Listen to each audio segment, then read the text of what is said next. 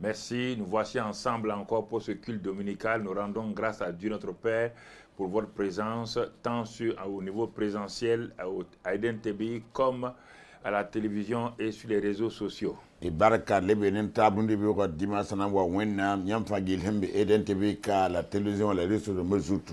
Nous sommes très heureux de cheminer avec vous, Et sur la note kenen taba d'aller pas à pas kenna kamde dans ce mois de la faveur divine. wenna lo horma kiu pourra Et nous croyons qu'avec cela, nous allons avancer pour mieux connaître notre Dieu et vraiment le servir avec joie. la temtene na nanken tawle to ba na somra tum ni sunu ko to wa Ce qui est enseigné actuellement aide beaucoup de gens dans plusieurs domaines. hansang harma so sam song na ne bu so vuyem ne bu ka Certains croient que c'est pour être des saints. Non. kentem tane ne yil ma C'est yo pour être des gens opérationnels dans leur travail, dans le ministère, dans leur famille et à tous égards. na ne fan tum soma wenna tum pour la zars pour le bu fa pourra Quand nous comprenons ces vérités spirituelles tona wum si pour certain vont et que nous laissons le Saint-Esprit, l'esprit de sagesse nous conduire, la batte si son yama sira taitondo alors les choses commencent à changer dans notre vie. yela signa ben toyem ne ton vuyem pourra Et c'est pourquoi yala men kite nous allons voir aujourd'hui avec vous runda nanya ne yamba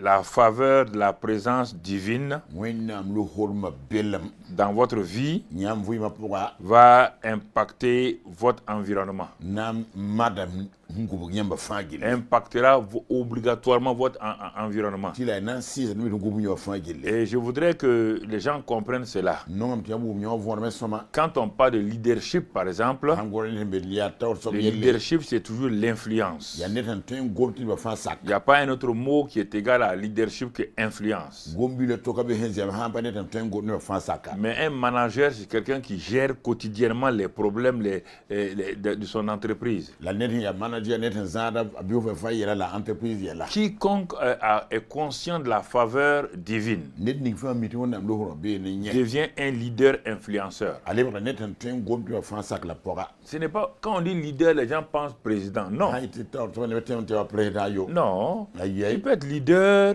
dans la menuiserie. foton ya ministre ti ministre Tous les menuisiers du coin ti ministre me fa mbey se réfèrent à toi comme leur leader. ab geta fo ba me taw Parce que non seulement tu connais ton travail, dat fo mi tum no et mande tu influences les autres. la fos ni ba taba geta fo me Tu tum peux être même un leader pour les cireurs de chaussures. foton mi taw so ba han si de ne wodi wa Vous savez, ce frère-là qui venait là et qui cirait les chaussures, à la fin, il est devenu cireur à la présidence. ton ba bi ga ta bol data l'américain no tan si ne wodi ma mo han si de présidence Voilà, il est venu me voir il y a plusieurs années. awanya mam yum Il kataka m'a expliqué ça. to Il mam dit que ne lui, il sent. Il dit, mais oui, tini ne mti leader ne veut pas dire obligatoirement chef d'État ou premier ministre ou ministre. taw so para ti fo ya président wal premier ministre wal ministre Ça vient du mot anglais lead, ça veut dire conduire, diriger les gens. ayite me vieti ligue ne angli ne goma lui taw ni ma porte fo Alors, en ce moment-là, le wakat kanga la faveur divine wonnam lo kolma de la présence donc de Dieu ya wonnam bilama ne fo dans votre vie nyam fu ma pourra va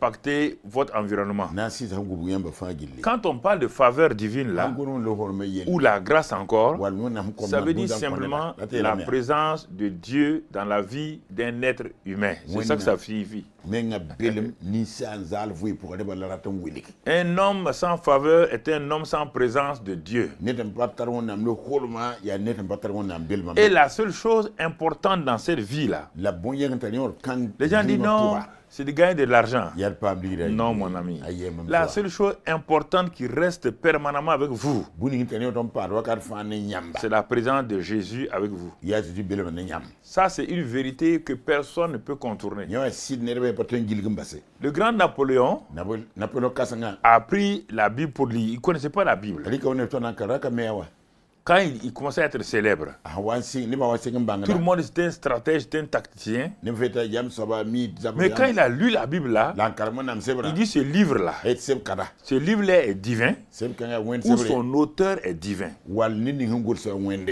Et c'est à partir de ce moment-là la sing wakat kanga qu'il a regardé la vie de David, la napolo ga David vui comment David consultait Dieu et qu'il avait gagné toutes ses batailles. na sokor wonna ma zabdan Et to c'est za wafa pourquoi Napoléon Bonaparte, eta Napoléon Bonaparte que les Français m'écoutent, François ils connaissent son histoire, du moins c'est des faits historiques et tout, mais ils ne connaissent pas son histoire spirituelle. o mi mal yel betam tinya dam gomna la premier si pour yelwa Quand il a vu comment David consultait Dieu, et qu'à chaque combat, David ne disait pas, j'ai gagné comme ça la fois dernière, je vais continuer comme ça. Je vous ai dit que je vais vous faire le message sur consulter Dieu et prier Dieu. Donc quand il a vu ça, le jeune Napoléon a dit, moi aussi je vais essayer ça. Il a commencé à consulter Dieu pour chaque bataille. Il a gagné toutes les batailles, sauf la bataille de Waterloo, parce qu'il était devenu grand. Il avait ses généraux qui commençaient à monter certains comme des maréchaux. Il était pressé. Ces jours-là, ils n'ont pas consulté Dieu comme il fallait. Et ce ne sont pas les Russes qui l'ont vaincu. C'est la neige, la tempête qui ont bloqué donc l'armée de Napoléon, la grande armée. Et qu'ils l'ont pris. Donc vous voyez, frères et sœurs, consulter Dieu là, c'est demander à Dieu, toi tu connais mieux que moi. Tu es mon créateur. Une créature ne peut pas connaître comme son créateur. Regardez l'ordinateur. On dit que l'ordinateur est puissant. Mais un simple homme, mais l'ordinateur là en panne. Et tu dis, bon, ordinateur, mais comme tu es puissant là, réveille-toi, on va voir. Ça, c'est l'homme qui a inventé l'ordinateur. L'homme est plus puissant que l'ordinateur. Il faut que vous appreniez ça. Il n'y a rien qui peut être à la place donc de l'homme dans les choses naturelles. Donc de façon universelle, la présence de Jésus est la seule chose qu'il vous faut dans votre vie. Et là où il y a la présence de Jésus, il y a la faveur. Je vous en prie, il ne faut pas courir, on va faire ça, on va faire ça. Puisque quand il commence avec vous, il va vous conduire jusqu'au ciel. Mais si tu dis que tu n'as pas besoin de Jésus, tu as besoin d'argent, les jours que tu fermes les yeux, tu es dans le feu de l'enfer. Il n'y a même pas à discuter. On n'a qu'à prier derrière toi. 150 prières, tu es en enfer. Aucune prière humaine ne peut influencer ni le paradis, ni l'enfer. Si vous êtes au paradis, vos ennemis ne peuvent pas vous en faire sortir. Si vous êtes en enfer, vos parents ne peuvent pas vous en faire sortir, même s'ils sont milliardaires. Donc, à bon entendeur, salut. Nous continuons. À cause du sang de Jésus-Christ qui a coulé à la croix de Calvaire, nous pouvons voir l'importance du sang dans la vie d'un être humain. Dans Exode 12 d'abord, en lisant là-bas, verset 13, Dieu dit que lui veut voir le sang. Il dit à Moïse, j'ai vu tes combats. Tu as gagné beaucoup de combats. Mais est-ce que Pharaon vous a libéré? C'est ça. Beaucoup de gens gagnent les combats de la délivrance, de la guérison. Mais ils ne gagnent pas le combat d'être libérés entre les mains de Satan pour aller donc conquérir leur Canaan. C'est ça qui est arrivé à l'Égypte, à Israël en Égypte. Dieu dit, bon, jusqu'à présent, les Égyptiens ont peur de toi. Ah, ils ont dit, ah, l'homme la vient encore. Mais je vais te montrer une petite chose de Dieu, une petite sagesse de Dieu. Ce que ça va faire. Moïse dit, ah bon, avec tous les miracles que j'ai fait là, il y a d'autres choses. Dieu dit, mais tu n'es qu'un homme là. Il dit, le sang que vous, tous les jours, vous faites couler des animaux là.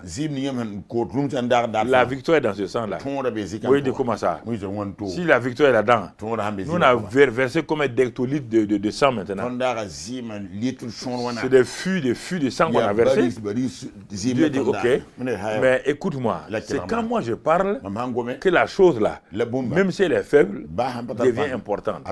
Alors si tu ne crois pas, dis à chacun, chaque père de famille, de prendre un agneau, de le tuer, et entre les deux soirs, donc ils n'ont qu'à mettre le sang là sur les linteaux de leur maison, les poteaux de leur maison, et qu'à cette nuit là, l'ange de la mort qui n'a pas pitié là, l'ange de la mort qui tue tout le monde, les innocents, les personnes âgées, les bébés, personne ne peut l'arrêter. Il va venir ce soir là. Quand il va venir, pour pour te montrer qu'il est puissant, il va entrer dans le camp égyptien. Et écoute bien, tu vas entendre les cris. Dans la maison de Pharaon, tu vas entendre les cris. Et mais quand il va venir chez vous, vous des misérables comme ça, là, sous des tentes là, tu n'entendras même pas un bruit, ni un chien aboyer. C'est là que tu sauras que quand moi je dis quelque chose, vous devez prendre compte. Je vous en supplie. Je ne sais pas. Vous dites, c'est pas d'aller à l'église. Si vous ne voulez pas, ne venez même pas à l'église. Mais obéissez à ce qu'on vous dit là. Quand on dit quelque chose là, mais tant que vous ne l'avez pas expérimenté, vous mettez de côté. Il ne faut pas aller dire, ah bah, moi je n'ai pas ceci. Non. Je vous donne des clés pour avancer. Bon. À minuit, dans le camp égyptien, on a entendu des cris. Chaque maison avait son cri. Là, le même ange de la mort est venu dans le camp. Ce sont des tentes. Il voit sa présence à travers les tentes là. Mais les enfants tremblaient. Tout le monde tremblait. Mais l'ange de la mort est venu. Même les chiens qui étaient dans les rues là. Même les poules là n'ont pas frémi. Les poules ont regardé ça, c'est quoi ça? C'est quelque chose de bizarre comme ça là. Les chiens ont regardé. Il y a quelque chose de bizarre aujourd'hui. Mais là, la mort était fâché. Fâché. Il est parti. Le lendemain matin, Dieu a dit Moïse. Moïse dit, hein? C'est pas possible. Mais Dieu est comme ça. Il dit, c'est comme ça. Si vous ne me prenez pas au sérieux, si vous croyez que vous jouez avec moi, vous perdez avec votre vie. J'ai dit à plusieurs personnes là, vous jouez avec votre vie. Ok, vous jouez avec votre vie. Vous allez vous trouver dans un fossé un jour, vous allez comprendre votre douleur. Pourquoi jouer avec Dieu? Toute votre vie est dans ça. Même, je n'ai pas d'argent. Si tu gagnes l'argent, tu vas faire quoi? Tu vas faire quoi? Voici le problème. C'est pourquoi la Bible dit que Dieu veut voir le sang. Il dit quand je verrai le sang là, il dit à partir de maintenant, vous allez obéir, ce sera perpétué pour vous. Tant que vous serez appelé Israël, tant que le véritable agneau ne viendra pas, vous allez être sous ce sang là. Vous allez comprendre. Je dis, ce sang là peut nous conduire, même dans 10 000 ans, Dieu dit même 1 milliard d'années. Tant que le Messie ne viendra pas, le vrai agneau là, vous allez être gardé sous ce sang là. C'est pourquoi Israël a été gardé pendant des siècles, des millénaires, personne ne pouvait les vaincre. Et même s'ils sont vaincus à cause de leur désobéissance, Dieu les ramenait. Donc dans votre vie là, si vous prenez le sang au sérieux, le sang amène la présence de Jésus. Et quand la présence de Jésus est là, ça va vous aider et vous allez progresser. Ne jouez pas avec ça. Plaidez les mérites du sang de Jésus. Et c'est pourquoi dans Ephésiens 2, verset 13, il nous montre, pour nous quand Jésus est venu, qu'est-ce que le sang a fait. Il dit le sang a rapproché, nous a rapproché du ciel. Le ciel a réconcilié le ciel et la terre. Personne ne pouvait réconcilier le ciel et la terre. C'est le sang de Jésus. Regardez sa puissance. Le sang de Christ Jésus a pris la main de Papa bon Dieu.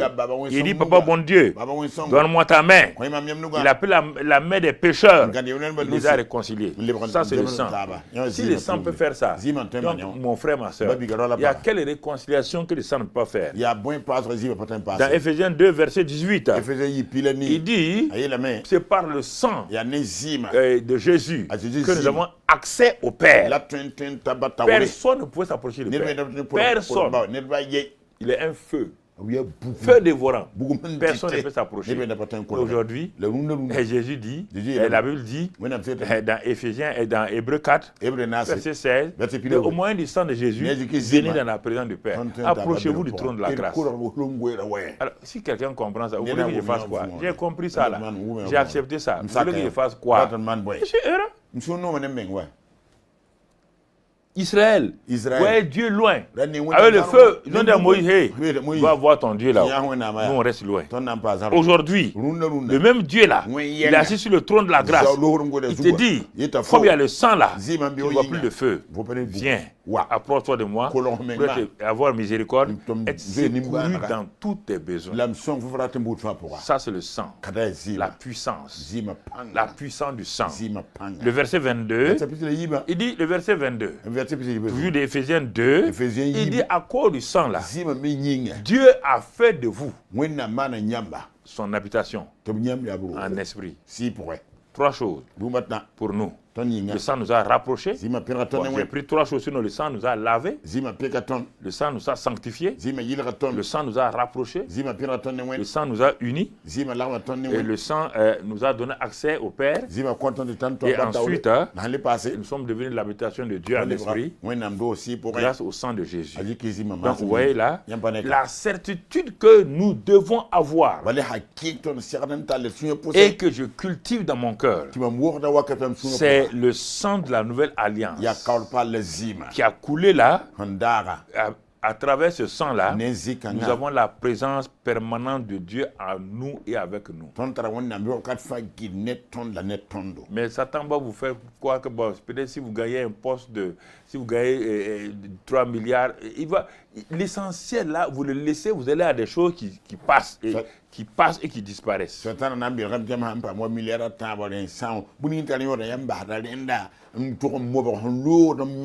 refuse que tout argent qui va me faire mourir tôt, ça s'éloigne de moi au nom de Jésus.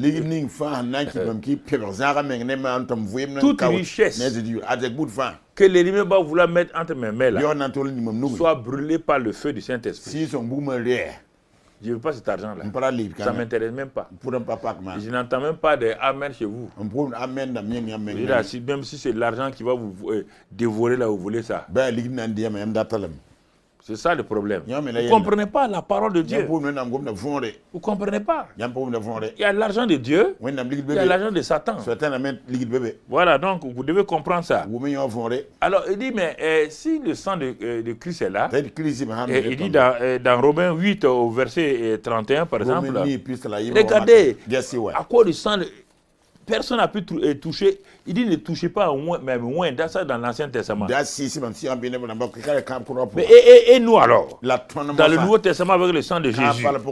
Regardez Romains 8, verset 31. Regardez ce que la Bible nous dit. Il est écrit là, que dirons-nous donc à l'égard de ces choses-là? Si Dieu est pour nous, qui sera contre nous? Non, on va prier. Tu vas prier faire quoi? Si Dieu n'est pas pour toi là, on va prier. Tu vas prier. On dit toi, tu vas aller prier que Dieu te protège. Toi, tu es un ennemi de Dieu. Dieu va te protéger. Et si Dieu est pour nous, parce que nous avons accepté Christ, nous avons dit à Christ, aide-nous. Et nous avons pris au sérieux le sang de Jésus. Nous avons refusé d'outrager, de piétiner le sang de l'Alliance. Nous refusons d'agresser l'esprit de la grâce. Et nous avons mis en première place le Fils de la grâce. Personne ne peut être contre vous. Il dit en plus, non seulement les gens ne peuvent pas être contre vous, on n'a pas dit que personne ne va pas vous insulter. Vous ne comprenez pas. Contre vous, là, ça veut dire quoi? Quelqu'un vous vaincre, vous détruire. Il peut monter des coups contre vous. Tout là. Ça, c'est pas contre vous. Non. Vous ne comprenez pas les termes. Quelqu'un qui va vous détruire là, ça n'existe pas. Et non seulement il ne pourra pas le faire, mais le verset 37 dit, il dit dans toutes ces choses-là, nous sommes plus que vainqueurs par celui qui nous a aimés. Non seulement ils ne peuvent pas, c'est nous qui prenons le dessus et nous sommes plus que vainqueurs. Mais à condition que nous mettons l'accent, nous acceptons le sang de Jésus, nous ne méprisons pas le sang et aussi nous n'outrageons pas l'esprit de la grâce et nous honorons le Fils de la grâce. Alors bien aimés frères et sœurs, retenez donc bien que c'est le sang de l'agneau pascal qui a conduit Israël pendant toutes ces années-là jusqu'à ce que Jésus vienne. le sang d'un agneau animal. Depuis le jour où Moïse a fait verser ce sang-là, il dit de façon perpétuelle, ils n'ont qu'à le répéter. C'est ce sang-là qui a fait que leurs vêtements ne sont pas usés. C'est ce sang qui a fait que leurs chaussures ne sont pas, leurs pieds ne sont pas gonflés dans le désert. C'est ce sang-là qui a fait. Mais chaque fois qu'ils ont méprisé ce sang-là, l'ennemi les a détruits. Voici le vrai problème que nous devons avoir.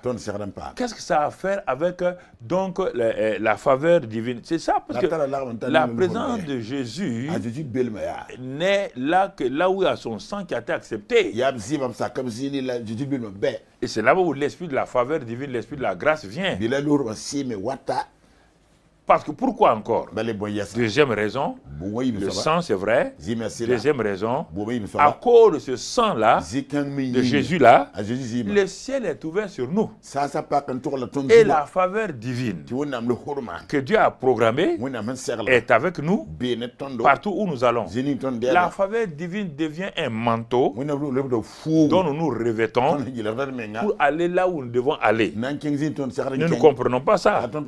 Et quand nous avons ce manteau de la sagesse divine là, on est sûr et certain que chaque fois que nous allons aller au trône de la grâce, les bénédictions programmées de Éphésiens 1:3, toutes les bénédictions spirituelles dans les lieux célestes en Christ vont commencer à se déverser sur nous.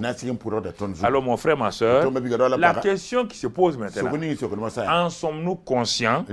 Sommes-nous conscients de la présence de Dieu avec nous par Jésus?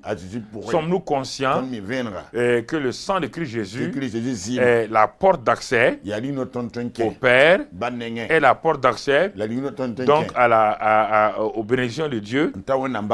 Sommes-nous prêts à y marcher, étant conscients de cette présence-là?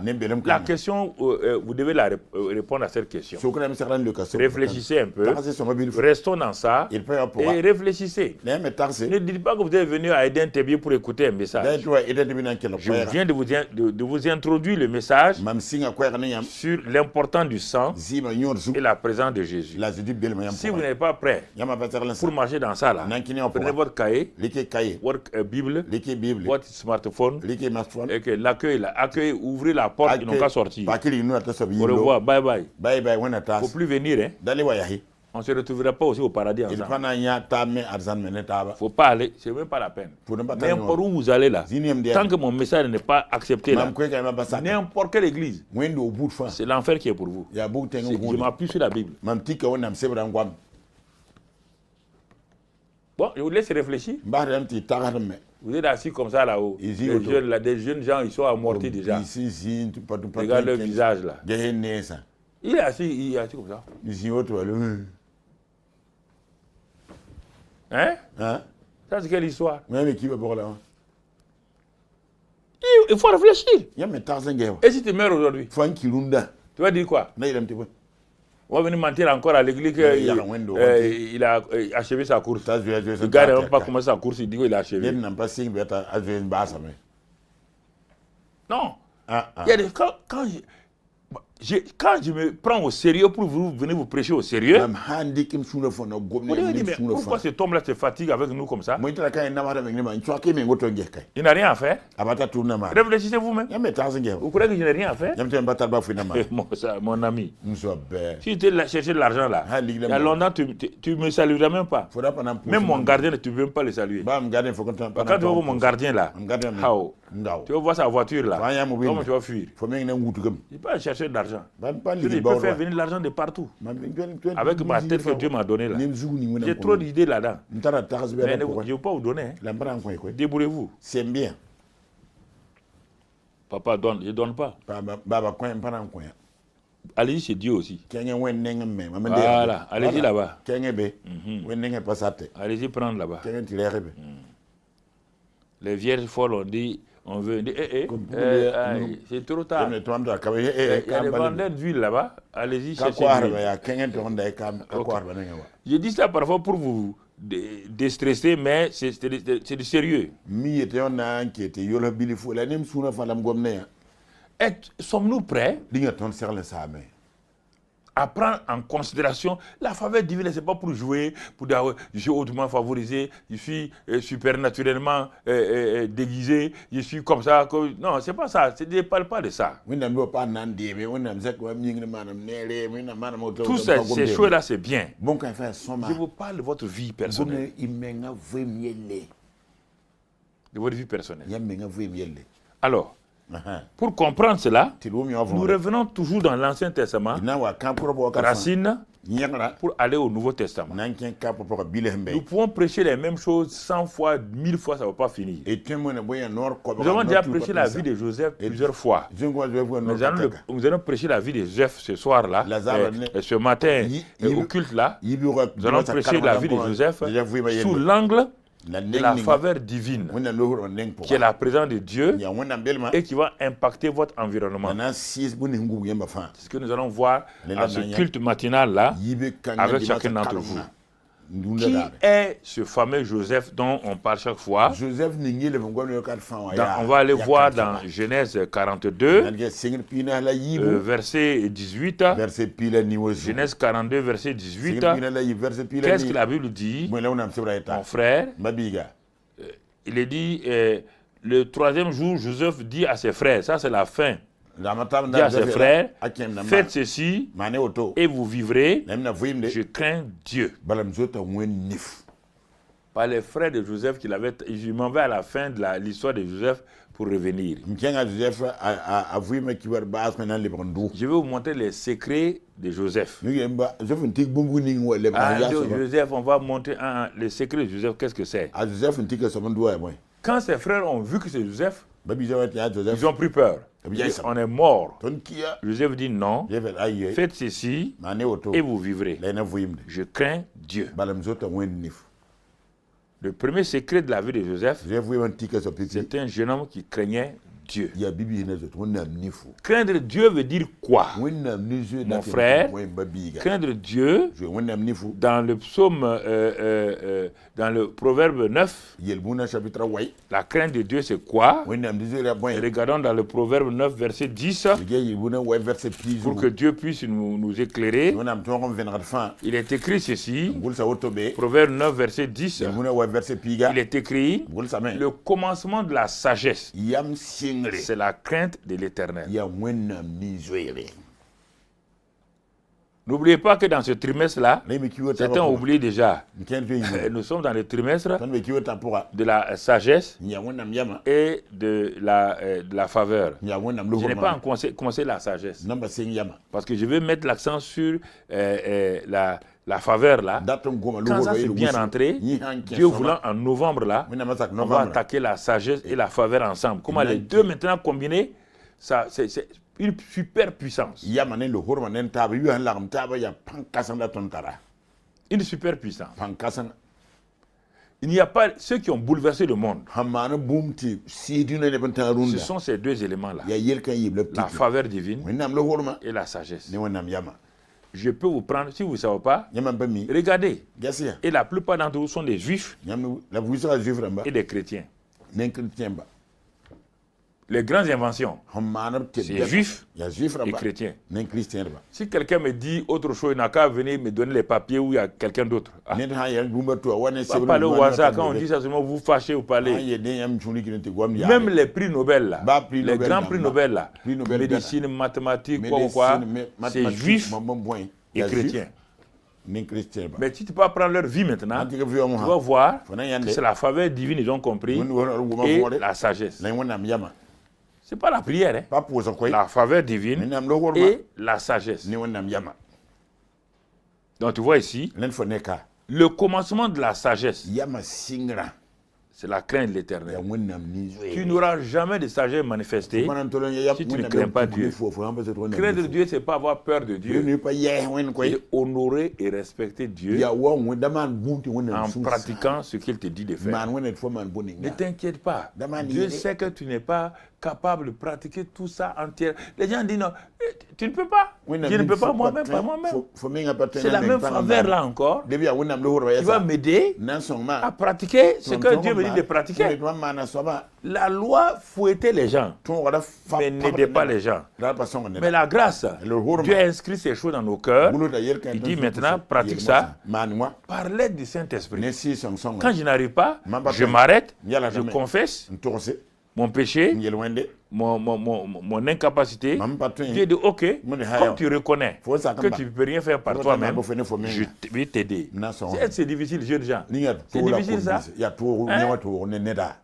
Vous ne voulez pas vous repentir. Vous ne voulez pas reconnaître vos erreurs. Vous ne voulez pas reconnaître vos faiblesses. Dieu dit, ok, si tu peux t'en sortir. Et les gens se fâchent. Quand les parents parlent aux enfants, les enfants se fâchent contre les parents.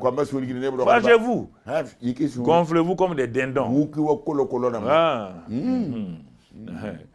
Il y a une fillette là. Sa maman avait l'habitude de dire aux autres là, quand ils sont fâchés, il dit tu te gonfles. Il dit il faut péter maintenant. Comme la maman parle comme ça, un jour, le papa a fait quelque chose à la maman. La maman était fâchée. La petite fille est venue. Maman, tu es gonflé? Il faut péter maintenant. Tout le monde rit. Tu veux frapper l'enfant? Quand tu as dit à l'enfant, tu es gonflé, on doit péter. Donc l'enfant te dit ça. Non, on ne peut pas leur parler. Non, moi, comme ça, on ne m'aime pas. On ne t'aime pas. Est-ce que l'amour veut dire, même le chirurgien qui aime sa femme, là, si elle a appendicite, la voit caresser son ventre, elle va mourir. Donc vous comprenez, il y a des choses que je vous donne en même temps dans le message, des petites choses pratiques pour que vous devez comprendre ça. L'amour ne veut pas dire fermer les yeux sur n'importe quoi vous faites là. L'amour pour son fils qui est paresseux, qui ne veut pas aller à l'école, ce n'est pas l'amour. L'amour pour ton fils qui vole, ça c'est pas l'amour que tu laisses. Jamais, c'est pas l'amour, c'est de la haine. Donc, il y a des choses que nous devons comprendre. Et nous allons faire une application sur la vie de Joseph en relation avec la faveur là, la présence de Dieu là, qui va permettre à Joseph d'impacter son environnement durant sa vie terrestre. Et c'est pourquoi nous avons dit, premier élément du secret de Joseph, c'est premièrement donc la crainte de Dieu. Et nous avons dit que cette crainte-là, c'est le commencement de la sagesse. Chapitre 19, verset 23. Chapitre 19, verset 23. Qu'est-ce qu'il est dit là-bas?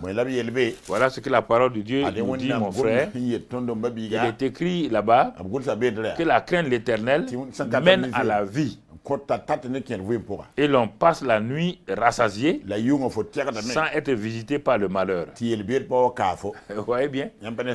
La crainte de Dieu mène à la vie. Et l'on passe la nuit rassasié sans taureau qui vous poursuit, sans renard, sans des cris de hibou. Les hiboux crient sur vous parce que vous ne craignez pas Dieu. Les taureaux vous pourchassent, les serpents sont derrière vous. Parce que dans la journée, vous avez fait des choses de serpentin. C'est ça. Vous avez fait ça. Vous voulez qu'ils fassent quoi? Vous les avez appelés. La nuit, ils viennent. Hein? C'est ça le problème. Je ne sais pas, le message que je vous donne là, même maman Poko là, elle comprend. Elle comprend.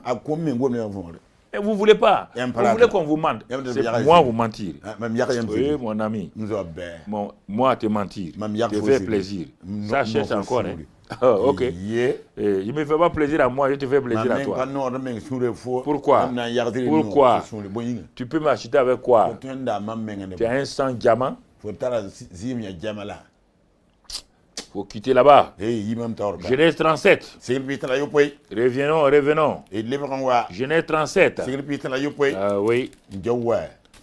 Regardons la vie de Joseph. Et gasa Joseph oui ma wa. Maintenant, on a dit, c'est un la enfant qui est caractérisé par la crainte de l'Éternel. ya biti a wonna nizu. Es-tu caractérisé par la crainte de Dieu? Ninga fo oui pour ça wonna nifu. S'il n'en est pas ainsi, arrête-toi et prie avec moi. La ponema. Dis avec moi, Seigneur, Yenma zisoba. je ne connais pas la crainte de Dieu. Man pa Je ne la pratique pas. Mpa kenda pour Aujourd'hui, runwa. en ce matin-là, Yibe kanga je me répands parce que balé. c'est ce qui fait que je n'ai pas la sagesse pratique dans ma vie, dans ma famille, dans mon travail. Mais aujourd'hui, je décide, Seigneur, de me repentir dans ta présence et de confesser mon manque de crainte de l'Éternel. Et je prie maintenant que tu me pardonnes, que tu me laves par le sang précieux et qu'à partir de maintenant, je commence à pratiquer la crainte de l'Éternel qui sera le commencement de ma sagesse pour avancer, pour progresser dans la faveur divine et sous le ciel ouvert. Amen. Voilà, si vous faites cette prière-là, on va avancer avec Joseph. On va aller avec lui. Et dans Genèse 37, verset 1, Jacob est revenu. Il est maintenant Israël. Il est revenu là où Dieu l'avait rencontré. Il est béni. On dit Jacob demeurait dans le pays de Canaan, où avait séjourné son père Isaac. Il est retourné pour vivre là-bas. Regardez, c'est curieux. Verset 2, voici la postérité de Jacob. Normalement, c'est le fils aîné qu'on cite. Alors que Jacob est avant-dernier. Regardez la faveur divine. La faveur divine, à cause de la crainte de Jacob qu'il pratiquait là, de Joseph là, ça l'a catapulté à la première place.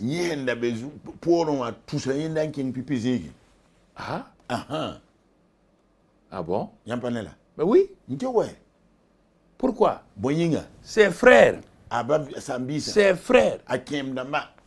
Tu entends? Ses frères, jamais il ne craignait Dieu. Il ne craignait pas Dieu. C'est parce que Ésaü ne craignait pas Dieu qu'il a méprisé le droit d'aînesse. C'est parce que Caïn ne craignait pas Dieu qu'il n'a pas fait ce que Dieu lui a dit de faire.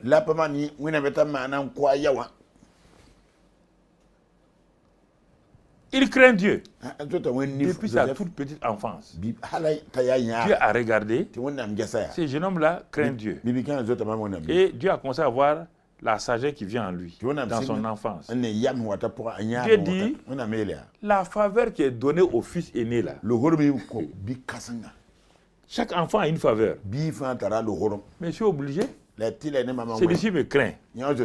Il commence à manifester la sagesse. Dieu a pris la sagesse et la faveur là, de fils aîné là, il est venu placer sur Joseph. Et quand on dit, voici la postérité de Joseph, de Jacob, on dit Joseph, âgé de 17 ans.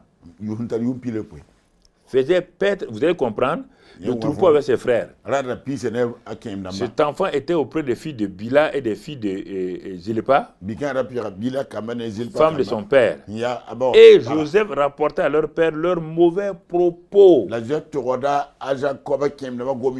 Il parlait mal de leurs parents, il parlait mal de tout le monde. Joseph dit, hein?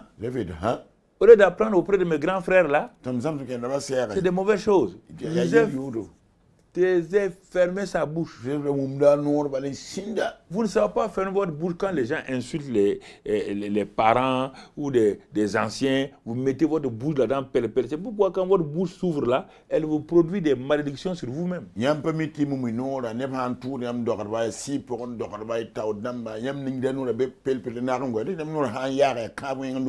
C'est cela. Vous êtes des filles de l'église. Eden TBI. Vous partez vous asseoir. Et certains d'entre vous ne font que critiquer, parler mal des pasteurs, des pères spirituels, des mères spirituelles.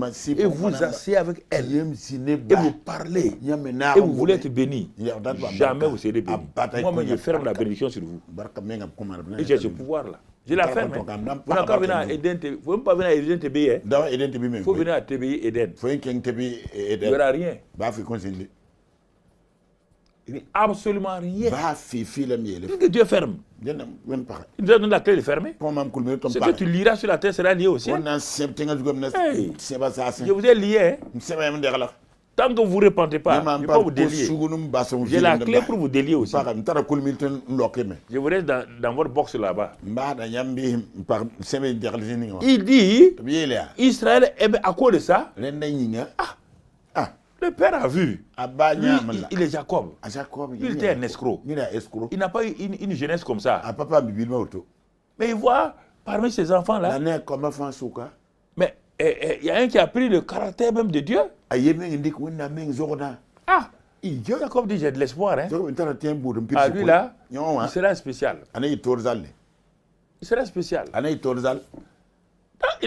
L'amour est venu. Il aimait Joseph plus que tous les autres parce qu'il l'avait eu dans sa vieillesse, mais il lui fit une tunique et il lui fit une tunique de plusieurs couleurs.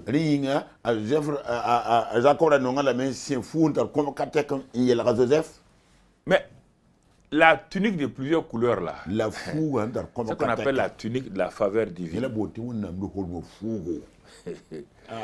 Elle va marquer, tant que Joseph a ça sur sa vie, là, ça veut dire, regardez, quand le père lui a cousu cette tunique-là, de plusieurs couleurs-là, ses frères virent. Ils virent. Et ils ont commencé à le haïr encore. Maintenant, ça c'est la terre. Regardons la réaction du ciel. La crainte de Dieu, commencement de la sagesse. Le père qui a des enfants a décidé que ce Joseph-là, et dans son cœur, il va en faire, il sera le fils aîné. Voyons la réaction du ciel. Ce que les parents terrestres font là, le ciel va faire ça. Le ciel est comme ça. Quand Isaac a béni Jacob, Esaïe est venu. Isaac dit, c'est fini, hein? J'ai béni Jacob là. Il dit, tu n'as pas d'autre bénédiction? Il dit, non. Quand moi j'ai béni comme ça là, le ciel a fini. Il n'y a plus rien au ciel. Esaïe a pleuré. Tu as méprisé. Faites attention de suivre des gens au hasard. Faites attention de vous asseoir avec des gens au hasard. Faites attention de critiquer les gens au hasard. Vous détruisez votre vie. Détruisez votre vie. Vous comprenez? Alors, tout de suite là, Joseph eut un songe.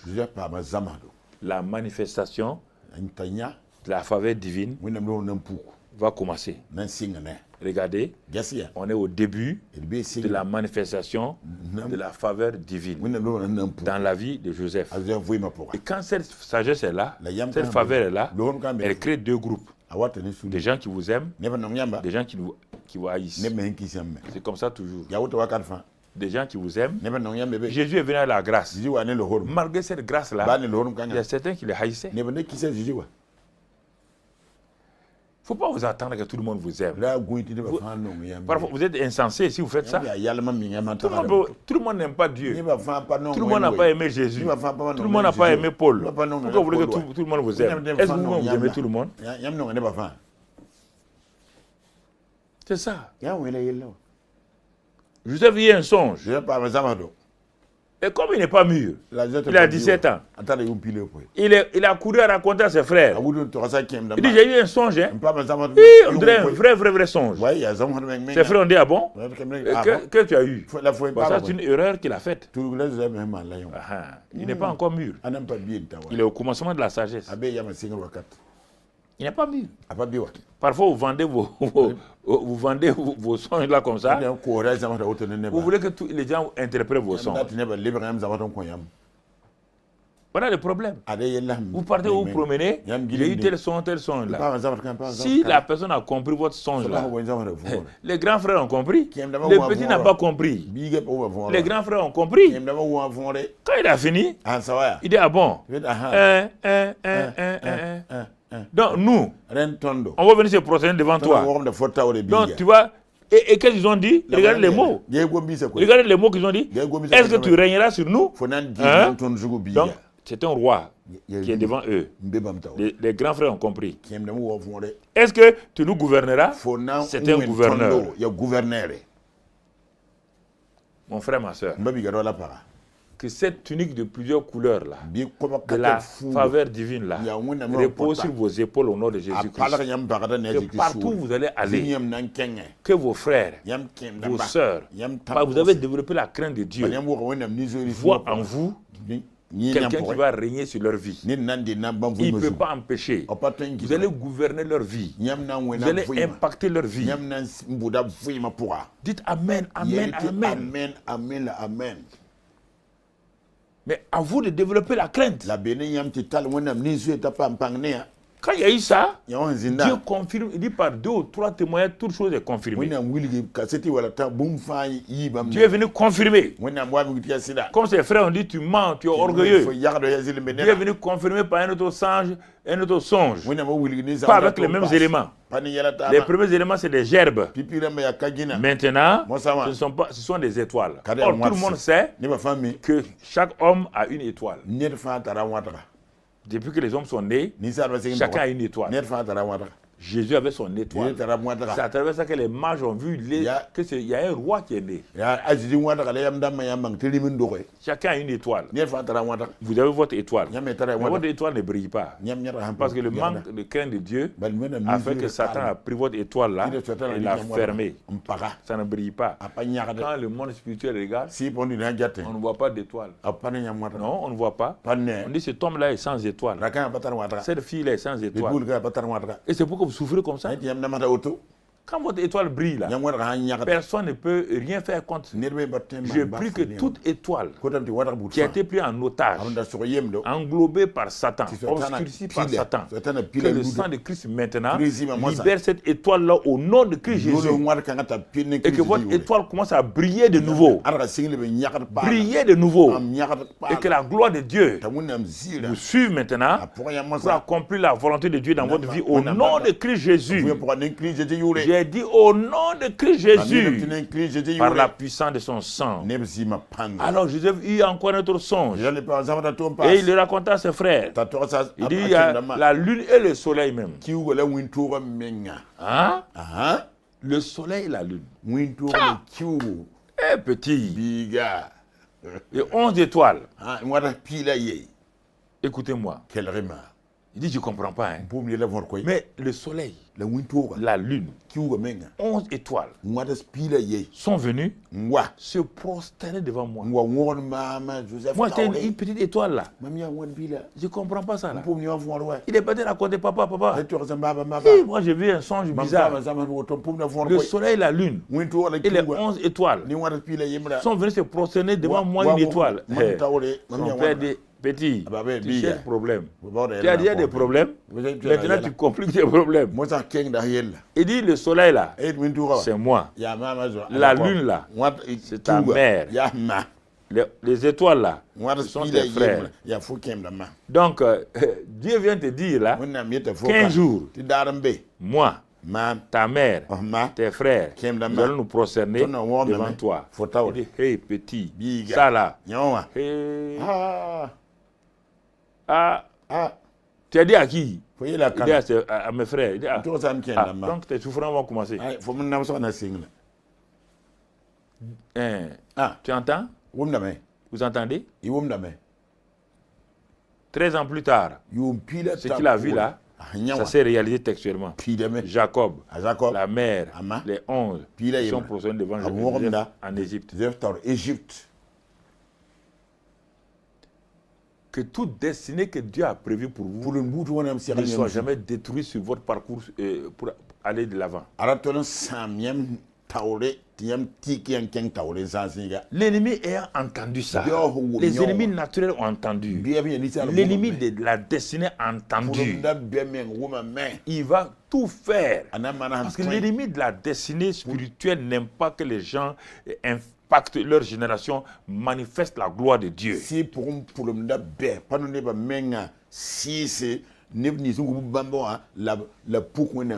Et les épreuves fraternelles vont commencer. Tout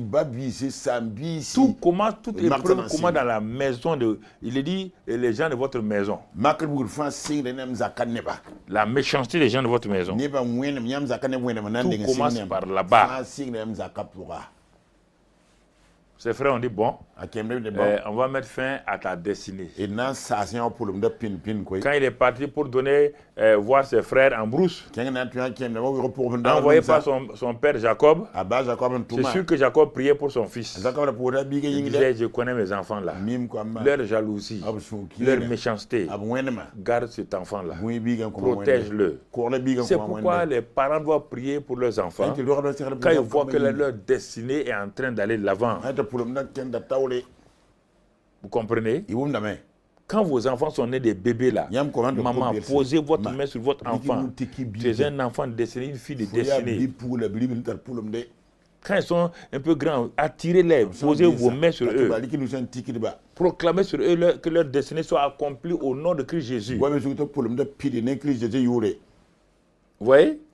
La rencontre des adolescents avec le pasteur principal de l'église et tout. Regardez, on voit que beaucoup d'enfants, d'adolescents, leurs parents ne savent même pas qu'ils ont une destinée.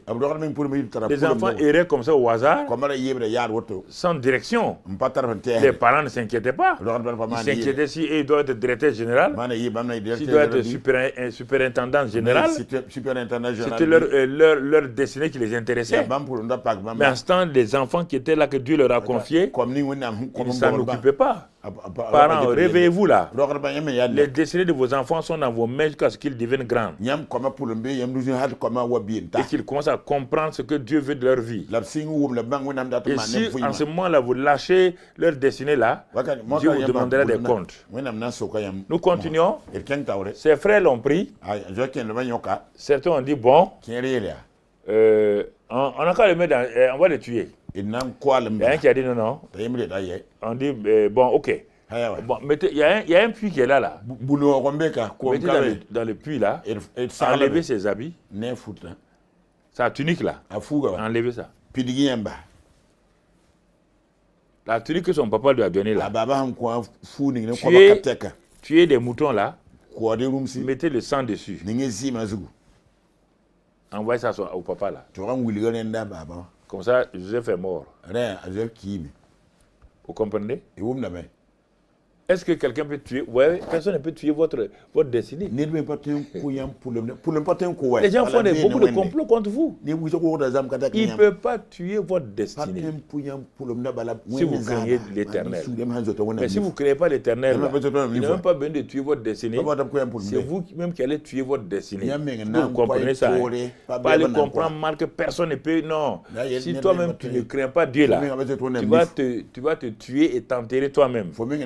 Et tu vas laisser tes deux pieds au dehors et ta tête au dehors. Ok. Il faut bien comprendre la parole. Il ne faut pas te lever que Papa Karambele a dit que personne ne peut. Je ne t'ai pas dit ça. Voilà. Ésaü a tué sa destinée. Saül a tué sa propre destinée. Salomon a tué sa propre destinée. Samson a tué sa propre destinée. Alors, tu veux dire quoi? Donc, il faut bien écouter ce que je dis. Écoute bien ce que je te dis. Oh, je ne suis pas tueur de ma destinée. Je ne suis pas tueuse de destinée. Alors, à la fin, pour conclure cette partie-là, ils ont dit on va le vendre. Cette partie-là, dans le verset 27, de Genèse 37, là, cette partie-là est importante. De quoi il s'agit? Et il dit venez, vendons-le aux Ismaélites et ne mettons pas la main sur lui, car il est notre frère, notre chair, et ses frères l'écoutèrent. Donc ils l'ont vendu. À 20 cycles d'argent. Qu'ils l'amenèrent en Égypte. Son histoire et l'histoire de Jésus, c'est pareil. C'est Judas qui a dit de vendre Joseph. C'est Judas qui a vendu Jésus. Mais il l'a vendu là-haut. Pour l'envoyer où? En enfer. Pour régler quoi? Notre sort. Vous avez compris? Judas a dit de vendre Joseph là. Il est parti en Égypte là pour régler leur sort, leur futur. Le Judas qui a vendu Jésus là. Et quand il a vendu Jésus là, mais c'est vrai que c'est une trahison. Mais il a vendu Jésus. Jésus est mort. Il est allé en enfer. Pour régler quoi? L'autre côté c'est l'Égypte. L'autre côté c'est l'enfer. Il est parti pour régler notre sort en enfer. Et il dit frère, je crains Dieu. C'est pourquoi je suis venu ici. Vous préparez une bonne destinée. Vous n'irez plus en enfer. Vous ne dites même pas Amen. Regardez, parallèle entre la vie de Joseph et la vie de Jésus. C'est un type, Joseph est le type de Jésus dans l'Ancien Testament. Il y a des caractéristiques claires. Donc, ils l'ont vendu. Mais si Judas n'a pas vendu Jésus, toi et moi, là, est-ce qu'on serait sauvés aujourd'hui? Si les gens vont commencer à adorer Jésus, oh, ne meurs pas, reste sur la terre là, on te reconnaît maintenant, tu es le Messie. Il allait être le Messie des Juifs, mais toi et moi, pas un chronique là, on allait mourir, aller en enfer. Donc parfois, écoutez-moi, vous traversez des problèmes, pour vous là, vous êtes dépassé. Toutes les épreuves ne sont pas mauvaises. Non. Il y a des épreuves qui sont des épreuves de votre destinée, qui vont amener le tournant dans votre vie. Vous comprenez? Qui sont des secrets qui vont vous, sur le chemin de votre destinée là, vous allez rencontrer des situations, des circonstances qui vont se présenter à vous et qui vont vous permettre de produire des fruits, qui vont produire des résultats, qui vont amener le succès, la prospérité dans votre vie et dans celle de ceux qui sont autour de vous. Donc la vente de Joseph fait partie du plan divin pour Joseph. Ah, ça c'est important. Quand la grâce de Dieu est sur vous et que vous entrez dans une phase difficile, sachez que il y a des portes qui sont préparées par Dieu par lesquelles il va vous faire passer. Et c'est pourquoi on va avancer pour aller dans Genèse 39. Et on arrive maintenant avec Joseph en Égypte. Et on va le vendre. Mais regardez la faveur divine. Le jour où on vendait Joseph là, un homme a été déplacé de son palais pour aller sur le marché des esclaves, alors que cet homme-là était très bien déjà.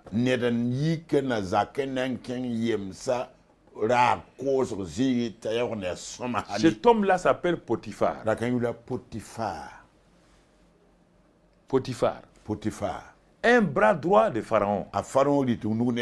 Le chef d'état-major particulier de Pharaon, la plus grande puissance de l'époque dans tout le monde entier. Pharaon, chef d'état-major particulier, la faveur divine va pousser Potiphar sur le marché des esclaves. Dieu a préparé des personnes ressources autour de vous. Qui sont dans l'obscurité. Quand les gens veulent faire du mal, Dieu fait sortir cette personne-là. Quand quelqu'un fait du mal ici, sans que vous vous rendez compte, quelqu'un jaillit de quelque part, vous n'avez pas de connexion avec la personne, et la personne vient à votre secours. Donc, ne vous plaignez pas, ne sortez pas de toutes les épreuves, sinon vous sortez de la volonté de Dieu.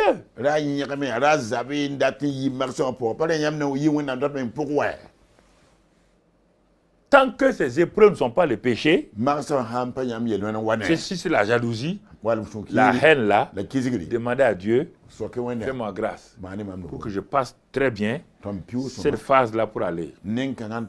Si c'est un péché, répentez-vous, demandez pardon à Dieu, il vous en sort. Il y a des portes de perles précieuses où chaque épreuve doit se terminer.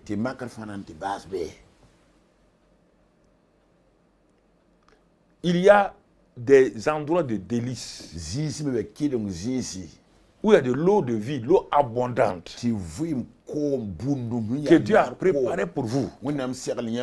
Quand vous sortirez des eaux chaudes de Satan, quand vous sortirez de ces choses de vapeur là, Dieu vous accueillera dans cette eau fraîche pour que vous entrez dans la phase donc, de ce qu'il a prévu pour vous. Alors, donc vous voyez là, ces jours-là, Potiphar a pris son char avec tous ces gardes là.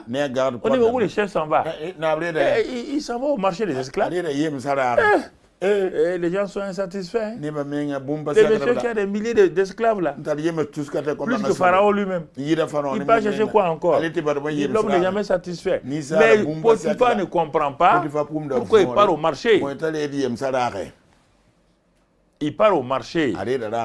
Il arrive là-bas. Et brusquement, ses yeux se portent sur Joseph.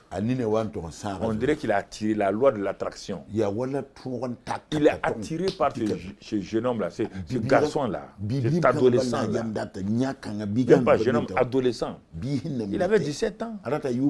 Il est attiré. Quelque chose l'attire. Sans discuter, il l'achète entre les mains des Ismaélites. Dès qu'il a acheté Joseph-là, Potiphar n'est plus resté. Il est revenu avec Joseph à la maison. Est-ce que vous comprenez? Est-ce que vous comprenez? Le début du cheminement de Joseph va commencer. Cela va commencer, mon frère. Et cela est important. Et lisons le verset 2 et arrêtons-nous là. Quelque temps pour voir. Cette phrase-là, le verset 2 est très important.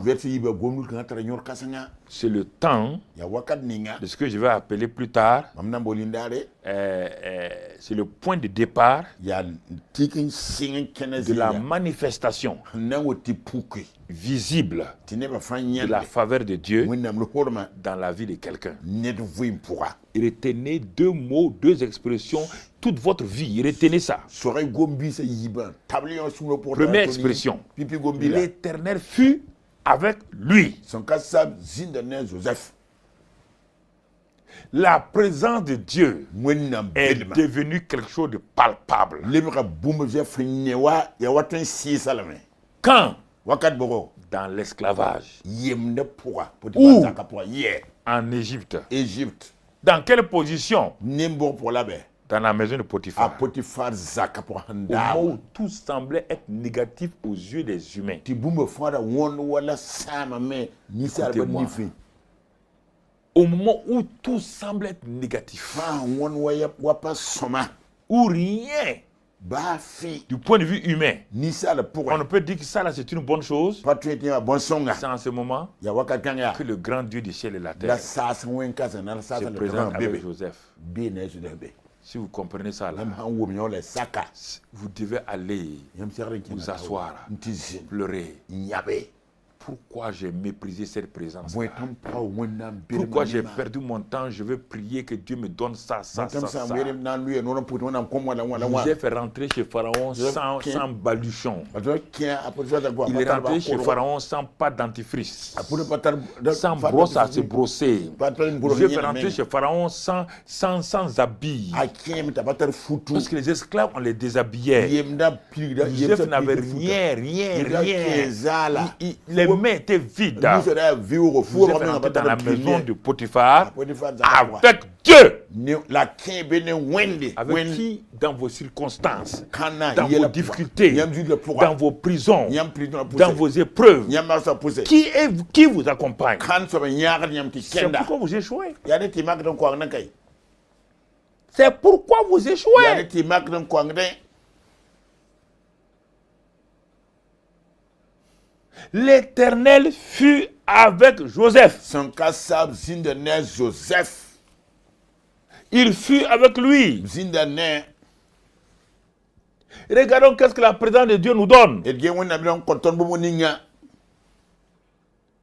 Je vais m'arrêter là pour que vous compreniez. na yeta ka bilf tɩ wʋma võor sõma Qu'est-ce que la présence de Dieu nous donne? Qu'est-ce qu'elle fait? wẽnnaam belmã kõta tõnd a maanda bõe ne tõndo La présence de Dieu, wẽnnaam belmã yaa comme je l'ai dit, wãm yɛla wa yaa ce qu'on appelle la faveur divine ou la grâce de Dieu, tɩ wẽnnaam loogr wẽnnaam man bũmb zaalm n kõ neda elle était déjà là. a ra zoe n bee ka wa Quand je rentrais chez Potiphar, yã kẽda Potifar zakã la grâce l'avait déjà dévancé. wʋdmã rẽ yãmb tɩ zĩn gũuda be la Le psaume 5, verset 11 nous dit quoi? yɩl sẽme nu-pil tɩ tõnd tɩ bõe Que Dieu bénit les justes wẽnnaam barka et wẽnnaam ils ne sont tɩrsa entourés par sa grâce. la wẽnnaam loogã gubdo wa On a lalse déjà vu ça les semaines passées. zoya sẽme dãmb n looge Dieu bénit ceux qui le craignent. wẽnnaam barka bɩ tɩ d bãmb nif C'est pas fini. pa sa meng koa Ils sont entourés de sa grâce. wẽnnaam loogr bãmb gubgba Tu as vu Joseph jeûner et prier? fo yaa zoa le noor la pʋʋse Sûrement il va prier et jeûner. a zoa pa pʋʋsa pa le noore Il n'est même pas conscient d'abord. a pʋd C'est au fur et à mesure que Joseph sera conscient, yaa bilbda na wa il bãng sera conscient, bilbda na wa bãng puisque on va voir tout à l'heure. Là. bala na yaa mama Vous comprenez? y wʋmda võore Joseph était tranquille. Joseph ra zĩ sɩd Il avait la paix. ra tara sũur la fɩ na menga Il est esclave, yɛm yẽ mais les gens voient le gars est bien tranquille, il sourit. neda yaa sõma On dit, ah bon? laada me pa maan yɩɩre Un petit comme ça, tu ne pleures pas, biga maman? woto n pa yãbd t'a a zãra ne balama Tranquille. a zĩ si La présence de Dieu wẽnnaam belma a donné l'assurance à Joseph. kõ a Joseph sũ-bãngre Il marchait dans la maison de Potiphar comme s'il était là-bas il y a 15 ans. n da kẽna pʋd zakã pʋgã wala sɩng n beebe ya wa roga be menga Il avait une foi ferme a ra da tẽeb yak kãn-kãe que là où il est là, yẽ be zĩ-ninga c'est la wa volonté de Dieu. yaa wẽnnaam datem t'a bebe Ça, c'est le premier élément de la présence de Dieu. t'a ra pipi bũ wẽnnaam belma ne tõnd Deuxième élément de la présence de Dieu. wẽnnaam belma bũmb yibe soaba La présence de Dieu est toujours accompagnée de succès et de prospérité. wẽnnaam belma yãada ne yẽg la yidgd wakat fãa On va voir ça tout à l'heure. na yɛla mama Et la deuxième partie du verset 2 là, verse yibe l'Éternel fut avec lui sẽn sab zĩnda et la prospérité l'accompagna. la paam la yidgd fara yãada Joseph Ah bon? yaa woto la Ah, donc quand Dieu est avec nous, wẽnnaam a be ne tõndo Quelque chose tõnd se n zoto passe. nifu bũmb maande mais oui, n ge wɛ l'Éternel ka fut saabo. avec Joseph. zĩnda ne Joseph Et la conjonction de coordination, yɛl yiba loya la taala prospérité, paoongã menga la victoire, tõogre l'accompagnèrent. n da yãagda Accompagner Joseph. yãada Joseph il habitait dans la maison de son maître l'Égyptien. Donc, vous voyez les deux. Là où il y a la présence de Dieu, la présence de Dieu est accompagnée toujours. Toujours. Pas de bénédictions.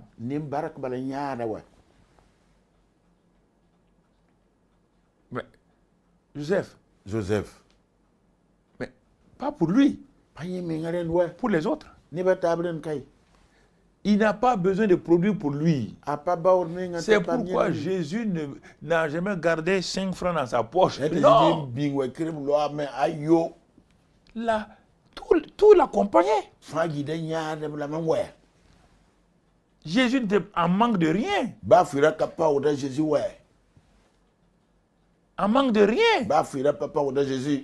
Il n'a pas touché à l'argent de Judas. Ce sont les femmes qui l'accompagnaient, là, qui préparaient. Jésus mangeait ça. Mais il n'a jamais demandé au trésorier, donne-moi 1000 francs. Non. Son père était avec lui.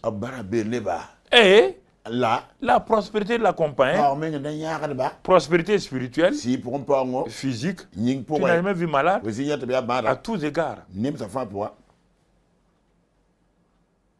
Vous comprenez? On n'a pas saisi ça. On veut prier. On oublie la présence de Dieu. C'est la présence de Dieu qui amène ça. Ce n'est pas la prière. On fatigue les gens dans la prière. Quand je vous dis ça, vous dites, on fatigue les gens dans la prière. Prière. Mais la prière ne donne pas la prospérité.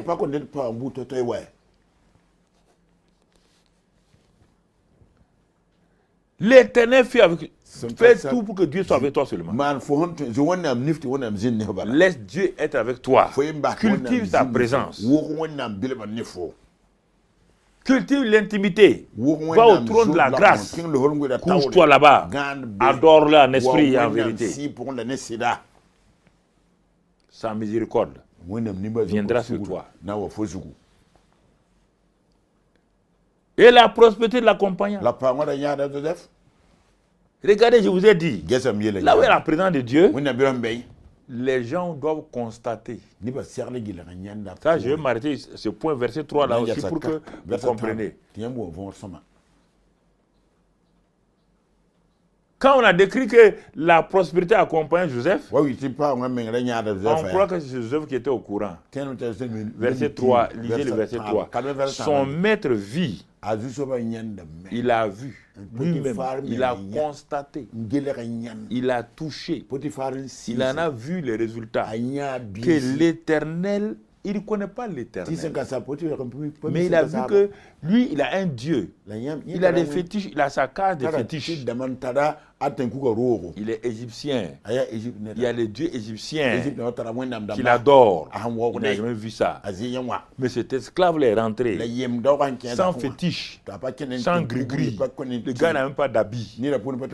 Mais dès qu'il est rentré, il est dit, l'Égyptien Potiphar vit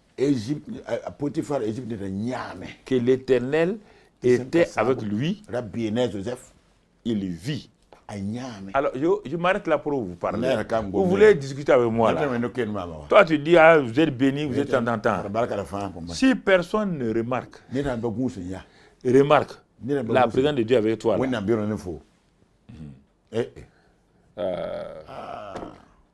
On dit, Potiphar a vu. Toi, tu es fonctionnaire. Tu es dans une entreprise. Toi, tu fais tes affaires. Tu es tailleur. Tu es tout. Tu es menuisier. Tu es réparateur de frigo. Tu sais pas, tu es homme d'affaires. Mais personne ne voit que Dieu est avec toi.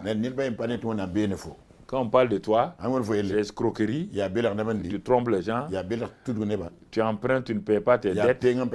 Dans l'église, il y a plein de gens comme ça qui empruntent, qui ne payent pas de dettes et qui ne peuvent pas voir aussi leurs créanciers pour établir un échéancier. Même les pays africains là, qui ont emprunté à la Banque mondiale, là, il y a un échéancier de remboursement. Si tu empruntes, tu ne payes pas là. Ce que tu n'as pas donné là, Dieu fait retirer ça de tout ton argent. Et combien de fois on dit, mais si on sème, ça se multiplie, non? Si tu désèmes aussi, ça se multiplie. Et si tu ne payes pas tes dettes là, ça se multiplie négativement. Si tu as emprunté 1000 francs, tu ne payes pas. Et tu ne peux pas voir le créancier pour dire j'ai emprunté tes 1000 francs. Vraiment, donne-moi le temps. Comme dans Matthieu 18, là. Donne-moi le temps, je vais payer. Si tu dis ok, asseyons-nous, je te donne le temps, tu es tranquille. Mais si tu ne payes pas, tu ne parles pas le voir, et tu veux provoquer bagarre, comme beaucoup, en Afrique c'est ça. Pour qu'on ne paye pas, il provoque bagarre. Les 1000 francs là, puisque tu as pris ça pour investir, ça devait être investi peut-être 10 fois. 10 fois 1000, tu allais avoir 10 000. Qu'est-ce qui va se passer? Ça sera moins 10 fois. Tu auras un trou dans tes affaires, moins 10 000. Il faut avoir plus de 10 000. Et tu ne t'en sortiras pas. C'est pourquoi les emprunteurs chroniques ont toujours des poches trouées. Regardez en ville, il y en a plein. Oh, pas la peine de discuter. Il y a des gens qui vont emprunter de l'argent qu'ils ne m'ont jamais payé. Et quand ils me voyaient, ils fuyaient. Il y a plusieurs qui ont attrapé leurs épaules. Là. Voilà. C'est l'argent là-haut. Il faut laisser. C'est saluer. Salut-moi. Tu vas te cacher ta vie. Vous êtes assis dans l'église là. Non, je sais. Vous avez emprunté à des frères et des sœurs, vous ne payez pas, et vous les fuyez, vous partez les critiquer. Il faut finir avec ça. Hein. Allez après le culte là, allez les voir. Si vous dites non, ok. Moi, je ne connais pas tout le monde, hein, mais je sais. C'est pas où ça a commencé. Depuis le début de l'église. Là. Il y a des gens qu'on a aidés comme ça. Jamais. Les frères sont venus se plaindre. Les frères sont venus se plaindre. Parce que tu as dit d'aider nos frères. On a aidé. C'est on les a pris dans le travail. Rien. Vous avez rentré les mains vides. Mais voilà son patron en train de prospérer. C'est ça qu'on appelle la faveur divine. C'est ça qu'on appelle la faveur divine. Vous comprenez? Le message est important. Hein? C'est un message vital. Message vital. Son maître vit. Est-ce que les gens voient? Et ta femme voit même que toi tu es fonctionnaire. Ta femme ne voit même pas. Mais où tu mets ton argent là? Laisse-moi tranquille. Ta femme ne voit pas. Tes enfants ne voient pas. Personne ne voit que toi tu travailles. Pas ta manière de vivre n'est pas conforme à Dieu. Il n'y a pas de crainte de Dieu. C'est pourquoi ça ne marche pas. Son maître vit. Quand son maître a vu que tout prospérait entre ses mains, qui est bête? Et je vais rentrer dans la croissance maintenant, la sagesse et de la faveur. Verset 4, Dieu trouva grâce aux yeux de son maître qui l'employa à son service. Ouais. La croissance commence. Luc 2, 42, Jésus était rempli de sagesse et de grâce. Luc 2, 52, il croissait en sagesse et en grâce. Pourquoi? Lis entre les Luc 2, 42 et Luc 2, 52. Parce qu'il obéissait à son père et à sa mère. Il honorait Joseph et Marie. C'est pourquoi la croissance a commencé. Il n'y aura pas de croissance dans ta vie, chrétien. Qui que tu sois, tu n'as qu'à aller prier partout. Il n'y aura pas de croissance tant que tu ne vas pas développer la crainte de Dieu pour que la sagesse commence. Et ça a commencé. Et il parle d'esclaves, employé de service. Il dit employé à son service. Premier niveau. Premier niveau de croissance. Dans la faveur et la grâce et la sagesse. D'esclaves, il passe employé dans l'entreprise de Potiphar fils. Au bout de quelque temps, Potiphar l'établit sur sa maison. Employé dans le service, intendant de la maison de Potiphar. Ah! Troisième élément, et il lui confia tout ce qu'il possédait. Maintenant, il est devenu l'homme de confiance de Potiphar. C'est ça la croissance. Ton patron va commencer à t'élever. Il va te confier des choses. ton père va commencer à te confier des choses. Parce que que toi là, on peut te confier des choses. C'est ça. Tes amis vont te confier des choses. Ça, c'est le premier niveau. Employé, intendant, homme de confiance. Verset 5.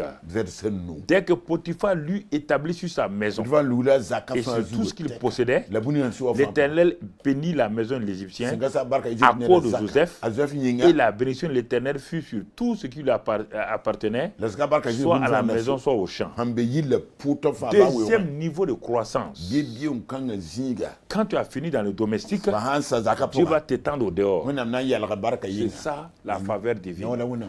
Tu vas commencer à influencer les affaires du dehors. Dans les champs et dans la maison, dans les champs. Dieu va étendre tes limites. Tu commenceras à être connu. Les gens verront la bénédiction. Si tu es dans le ministère là, les gens vont commencer à t'inviter. Viens nous bénir. Ils savent qu'il y a une bénédiction sur toi. Pourquoi on ne t'invite pas? Tu te fais inviter toi-même. Si vous voulez, je peux venir vous aider. Personne ne t'aide. Toi, personne ne t'invite. Sinon, moi, j'ai une onction. Si tu avais une onction là, tu vas le savoir. Si on ne t'invite pas là, reste tranquille. Moi, je peux faire ceci ou cela. On a vu, on a appelé Joseph. La bénédiction de la compagnie, la bénédiction spirituelle, la bénédiction matérielle. Je n'ai pas besoin d'aller voir un autre ministère. Mon ministère est déjà béni. Non, je n'ai pas besoin d'aller voir quelqu'un. Je n'ai pas besoin de m'émerveiller devant le...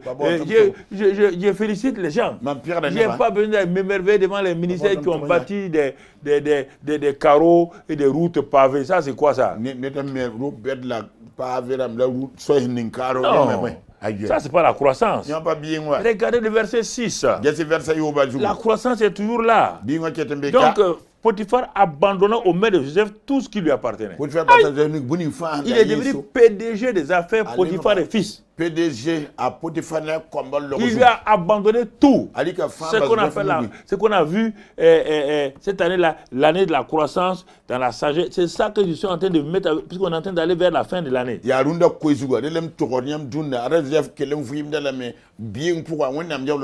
Ah, vous dites qu'à présent, le papa n'a pas commencé la croissance là. La croissance, elle est devant vous. Ça dépend de votre manière de vivre, votre manière d'être en relation avec les gens. Il a abandonné aux mains de Joseph tout ce qui lui appartenait et il n'avait avec lui d'autre soin que celui de prendre sa nourriture. C'est top niveau de quoi? L'amitié est rentrée entre Potiphar et Joseph. Un esclave, employé, intendant. Tu vois? Regarde bien.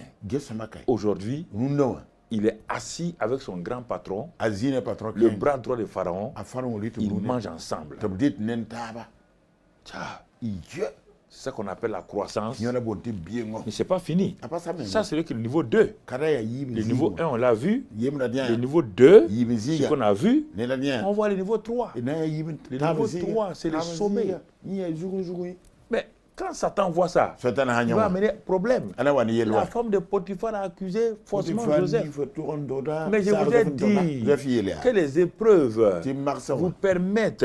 Il y a des épreuves que j'appelle des épreuves promotionnelles. Et dans ces épreuves promotionnelles, là, il y a une épreuve que Satan utilise qu'on appelle le mensonge promotionnel. Le mensonge de la femme de Joseph et de Potiphar, c'est un mensonge promotionnel. Quand on ment sur un innocent, sachez qu'il y a une promotion quelque part. C'est pourquoi Satan ment. Quand Satan voit qu'on va vous élever, il vient mentir à votre patron. C'est un voleur. C'est ceci ou cela. Les gens commencent à vous diffamer.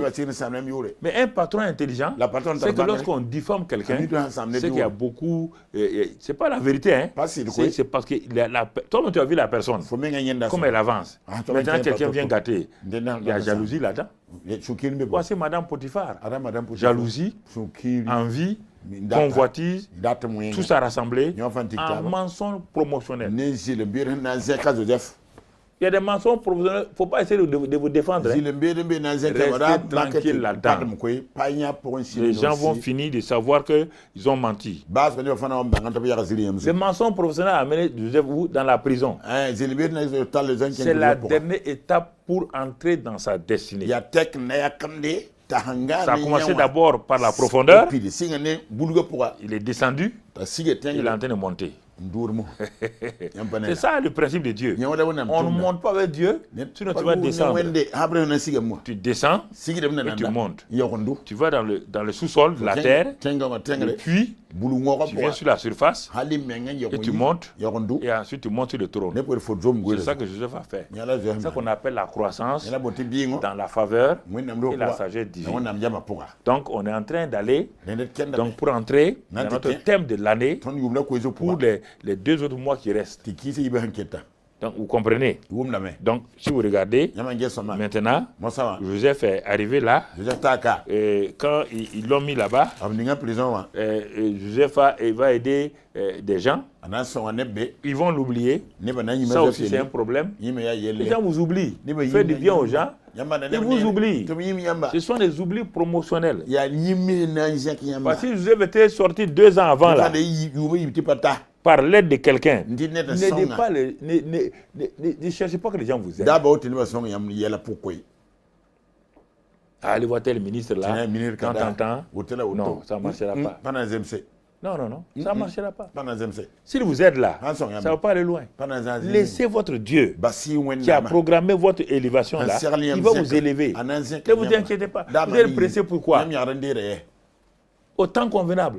Jésus était sur la terre 30 ans. Et quand il est monté là, 3 ans.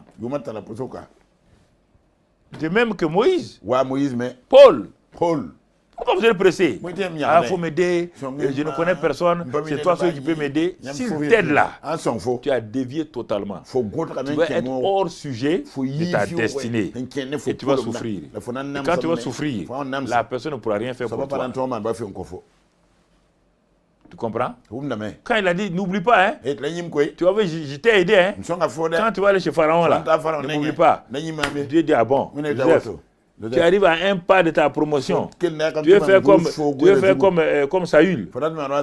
Saül est arrivé 7e jour. Il n'a pas attendu le prophète. Le temps du prophète. Il a manqué son règne. Toi, tu as un pas du règne. Et tu veux compter sur le ministre des Finances de Pharaon pour t'élever. Si le ministre des Finances t'élève là, tu ne seras que le chef de cabinet du ministre là. C'est un point. Or, il y a autre chose plus que toi. Tu as oublié ton rêve là, non? Tes frères ont dit quoi? Régner, gouverner. Tu as oublié ce mot là? C'est ça que le ministre des Finances peut faire pour toi? Ah, il dit ah non. Oh Dieu. Pardonne-moi, j'attends mon temps. 2 ans après, Dieu envoie 2 songes terribles chez Pharaon. Personne ne peut interpréter. Ni ses sorciers. Le ministre des Finances dit, oh Pharaon, pardonne-moi. Pardonne-moi. Il y a un petit juif là, il ne sait pas s'il vit. Hein? C'était un esclave de Potiphar. Ton garde là. Il l'a mis en prison. Il nous a tout expliqué. On ne sait pas s'il est là-bas. Et le roi, il fait quoi? Oui, ce gars-là, n'importe quel songe là, il l'explique. Pharaon dit, et puis vous êtes assis ici. J'ai fait un rêve comme ça, vous êtes assis. Allez le chercher. On est parti chercher Joseph. Il est venu. Quand il a demandé à Dieu l'explication, il a donné l'explication là.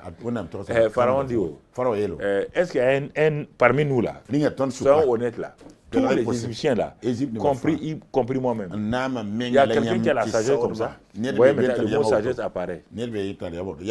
La faveur,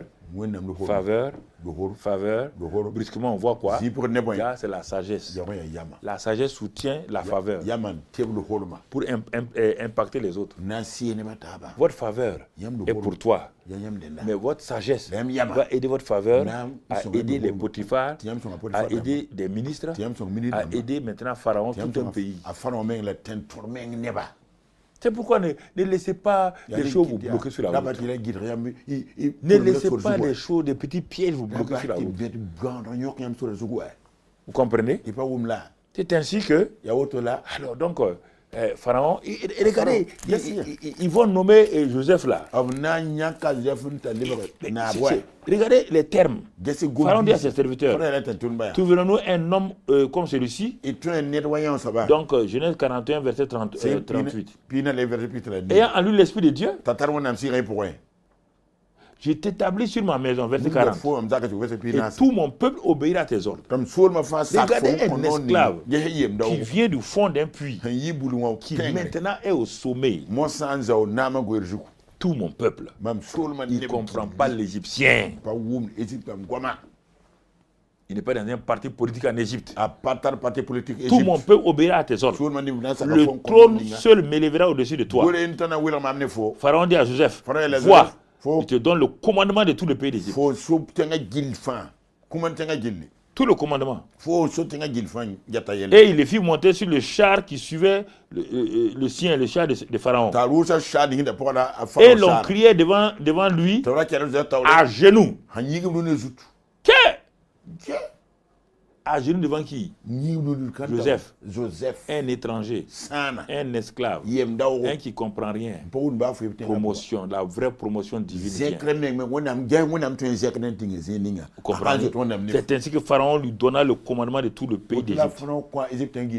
Il dit encore à Joseph, je suis Pharaon, et sans toi, personne ne lèvera la main ni le pied dans tout le pays d'Égypte. Ah, j'aime Dieu. Joseph était âgé, verset 46, était âgé de 30 ans lorsqu'il se présenta devant Pharaon, roi d'Égypte, et il quitta Pharaon et parcourut tout le pays d'Égypte pour faire sa tournée. Vous entendez? À 30 ans, le gars est rien. Tout le plus grand pays du monde, sans avoir parti politique. Il n'a même pas d'acte de naissance de l'Égypte. Il n'a pas de carte d'identité de l'Égypte. C'était un prisonnier sans identité. Pharaon est devenu son sujet. Potiphar est devenu son sujet. La femme de Potiphar tremblait. Joseph l'avait dit, Madame Potiphar, il ne faut pas trembler. Moi, je crains Dieu. Soyez libre là. Soyez bénis. C'est cela, mon frère, ma soeur. C'est cela que vous devez comprendre. Dernier passage pour terminer. Genèse 45. Regardons Genèse 45. Vous allez comprendre aujourd'hui ce message est un message de tournant. Si tu ne comprends pas ce message-là, tu ne comprendras plus rien. 45:4. Il a dit, Joseph dit à ses frères. Maintenant, tous ses frères sont venus en Égypte, ses parents sont venus, tout. Joseph dit à ses frères, approchez-vous de moi. Et il s'approchait et dit, je suis Joseph, votre frère, que vous avez vendu pour être mené en Égypte. Maintenant, ne vous affligez pas et ne soyez pas fâchés de m'avoir vendu pour être conduit ici. Car c'est pour vous sauver la vie que Dieu m'a envoyé devant vous. C'est Dieu qui m'a envoyé devant vous. Voilà, Dieu m'a envoyé devant vous. Et dit, verset 8, ce n'est donc pas vous qui m'avez envoyé ici, mais c'est Dieu. Il m'a établi, vous voyez, il dit, Dieu m'a établi père de Pharaon. C'est moi le père de Pharaon. Hey, regardez, maître de toute sa maison et gouverneur de tout le pays d'Égypte. Regardez. Vous voulez quoi? Vous ne comprenez pas la parole de Dieu. Mais vous êtes en train de dire, je suis pauvre. Toi, tu es né pour être pauvre. Toi.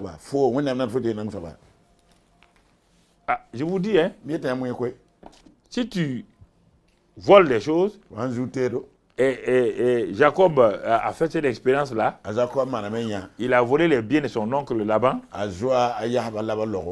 Il n'a jamais été prospère avec ça. Il a fait des techniques. N'escroquez pas les gens. Ne volez pas les biens des gens. Il a dit, Dieu dit, dois-je à quelqu'un? S'il doit à quelqu'un, n'a qu'à me dire. Si vous devez aux gens, il dit, ne devez aux gens rien d'autre que l'amour. allez les voir. Parlez avec eux. Libérez-vous. Sinon, vous êtes liés. Et vous ne pouvez pas avancer avec le bien d'autrui pour aller de l'avant. Jamais. Libérez les gens. Soyez quelqu'un qui a la faveur divine. Soyez conscient de ça. Et dites à Dieu, donne-moi d'impacter ceux qui sont autour de moi. Mon désir a été tout le temps ça. Que Dieu m'aide à aider les gens. Je ne connaissais pas les mots impactés. Non. Je dis, Dieu, si tu m'aides là, si tu mets autour de moi des gens, ils seront bénis. Moi, les gens ont dit non, mais tu ouvres des cabinets d'audit. Il ne faut pas cabinet d'audit. Quand tu as fait du travail comme ça, là, tu auras des gens partout. Tu auras de l'argent. Il dit non. Moi, j'ai dit non, mais je prie que Dieu me mette autour de moi des gens. Que Dieu va élever. Que Dieu va bénir. Mais l'Église a donné de l'argent à des gens qui ont ouvert des entreprises ici. Il n'a pas dit non. Oui. Il n'a pas d'argent. Il dit, mais il faut combien? C'était on dit 80 000 à l'époque. On dit 100 000 pour faire les dossiers. Il dit, bon, donnez.